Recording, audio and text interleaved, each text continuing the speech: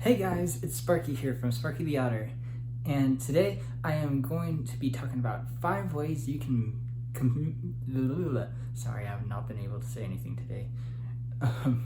5 ways you can commission your persona. So, if you're new in the fandom, this is basically for anyone who's new in the fandom. So, if you've been in the fandom for a long time, you can click off this video. I know that sounds weird because you'd think I'd want the views. So anyway, enough said about that. 5 ways. So way number 1, you'd think I don't need to do this in any certain order. So this is basically a random order. But the first way I wanted to talk about is really a great way when you're first creating your persona and really cheap. There's a lot of artists on Etsy that you can commission your art for a pretty good price,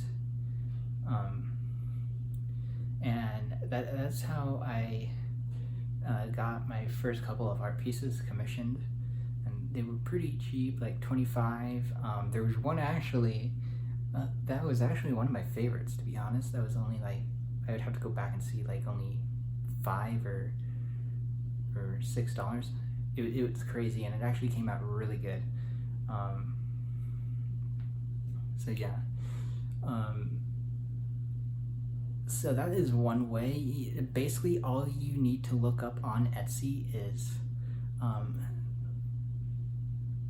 persona commissions, I think.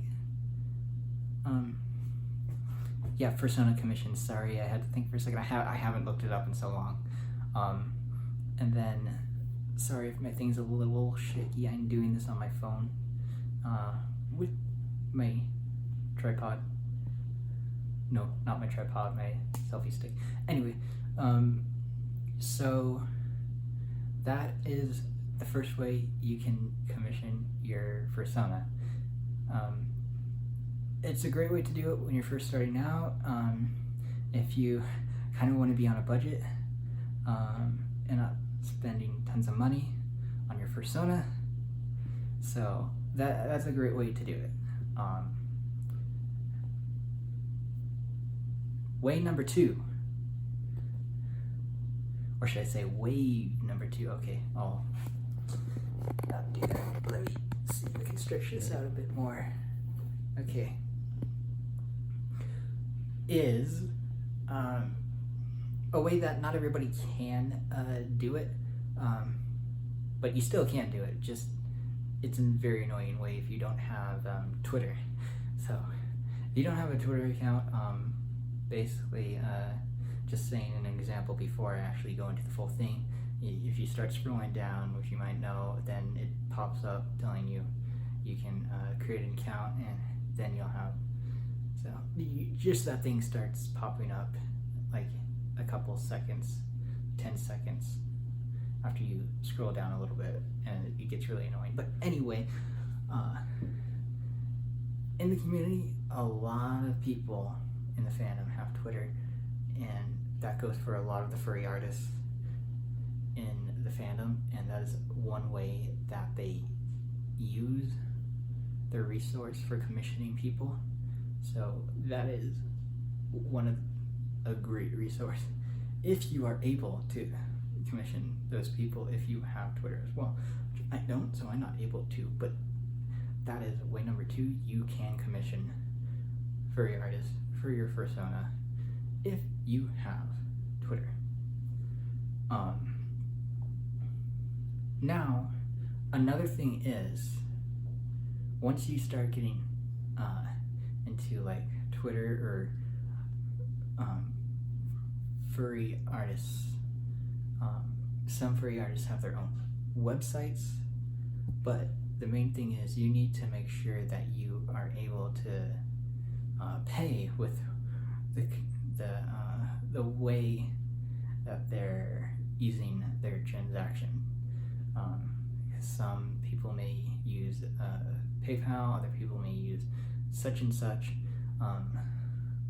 but it's never just going to be with, you know what. So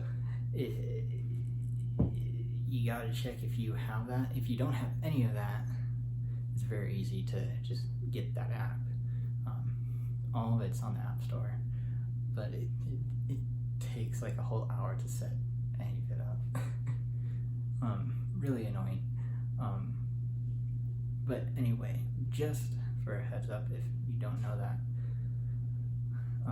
because it's their choice, since it's freelance. But moving on to way number 3, is, I kind of already addressed it, is some furry artists have their own websites. Not many, but some do. And really the way you will find out about these artists is just word of mouth in the fandom, really. Because they have their own website, and that's how they do the commissions. And it's actually really nice, to be honest. It's nicer than doing it on a social media, which gets really annoying. So I like it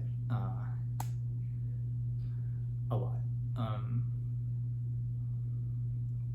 Way number 4 is other social media, like Instagram.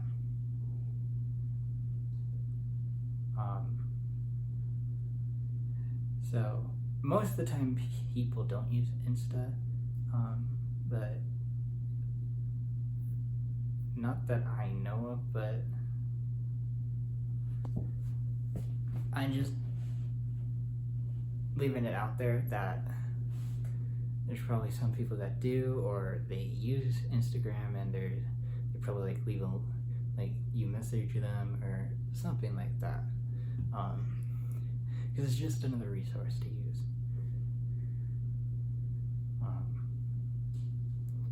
So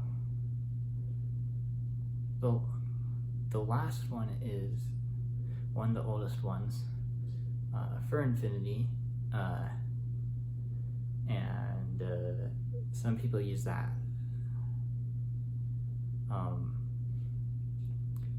For some artists use that for commissions.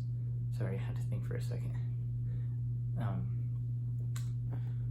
It is probably the oldest way that furry artists have used commissions. For Infinity has been around for a long time. It's great. There's lots of great furry art on there.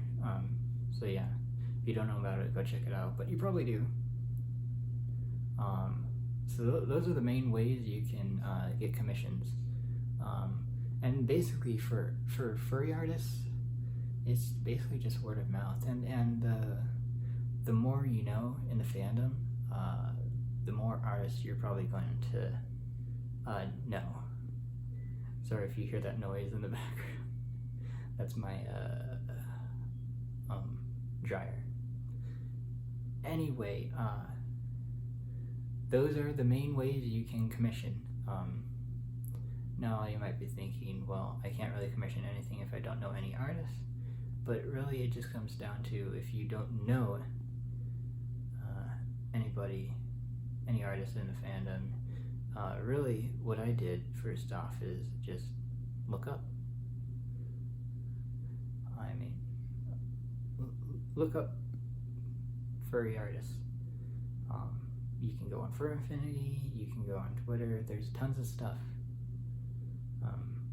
It's basically endless, to be honest. So that's what you can do, and you'll find something, trust me. Something will come up that will catch your eye. So yeah, that's pretty much it for the video. If you like this, and if you like the other videos that I've put out in the past couple of days, please consider subscribing, liking this video, and hitting that notification bell so you never miss a video that I upload. Thank you guys so much for watching, and I will see you all in the next video. Bye guys, stay utterly awesome.